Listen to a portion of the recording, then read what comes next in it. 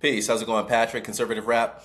And in this video, let's cover some political occurrences. Attacks from the deep state are going to intensify. You'll see them using the Epstein narrative to distract. They've already signaled Democrats, hyper leftists, the deep state players to the armed forces that it's okay to dissipate and with the goal of dividing the military. And just remember, united we are strong, divided we're weak. So let's take a look at what's happening, and we'll cover what's going on. Oversight Committee on X. Once again, Democrats are chasing headlines by releasing a handful selective, censored, and cherry-picked photos from the Epstein estate. Democrats' hoax against President Trump has been completely debunked. Nothing in the documents we see shows any wrongdoing.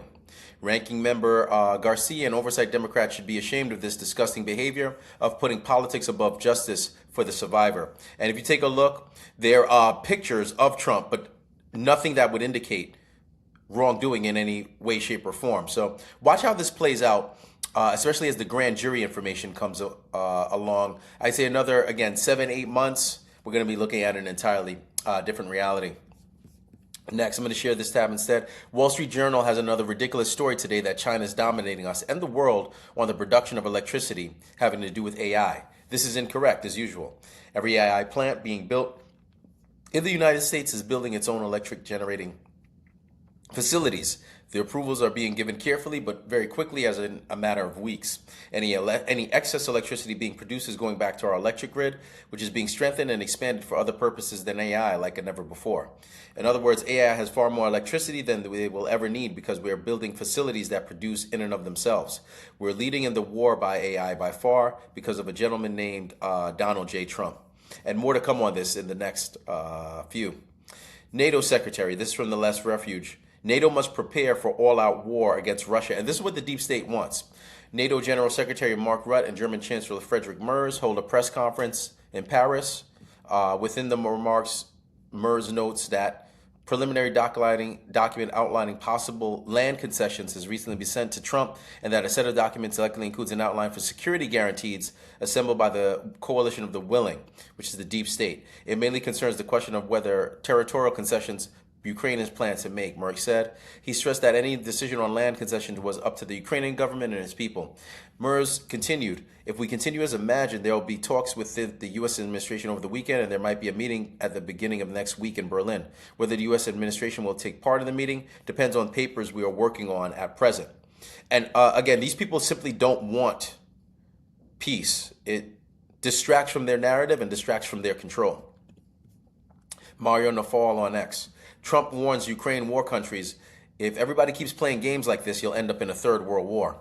Trump revealed he directly warned countries involved in the Ukraine conflict that their continued escalation risks triggering World War III. Things like this end up in third world wars. I told that to them the other day. I said, everyone keeps playing games like this, you'll end up in a third world war, and we don't want to see that happen.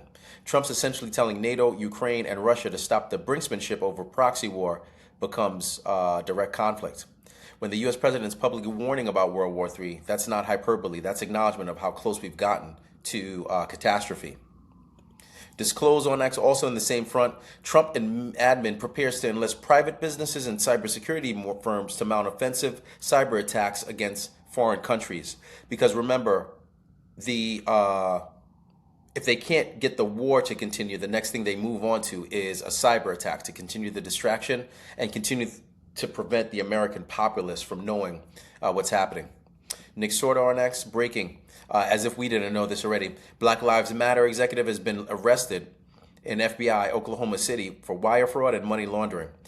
Tashella Dickerson, 52, is accused of stealing $3.1 million from the bail fund, using it to buy cars, 6 properties, exotic vacations, and more. Finally, these crooks are being held accountable. BLM was a massive scam organization, and it's time to make examples out of them. And this just goes into further depth on Gateway Pundit. But it's nothing we didn't know was happening to begin with. Lastly, by Eric Doherty on X, Senate rejects Republican-posed Obamacare solution that gives money directly to American people in health saving accounts, 51-48.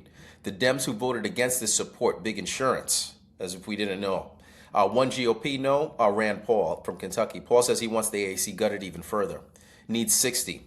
Democrats equal the party of big insurance. Just remember this. And it's funny how times have changed, unfortunately, and how we're starting to see the uniparty as it is known as.